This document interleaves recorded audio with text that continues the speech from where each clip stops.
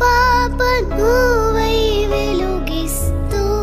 నా కలకు రంగుల మెరుపిస్తూ అడుగడుగు నీడై నడిపిస్తూ ప్రతి మలుపులో నన్ను గెలిపిస్తూ అండగా ఉండవే ఎప్పుడూ నువ్విలా పండుగై నిండవే లోపల వెలుపల నువ్వు నా తోడై లేనిదే నేనెలా అమ్మా అమ్మా నీ వెన్నెలా నిత్యం నాపై ఉండాలి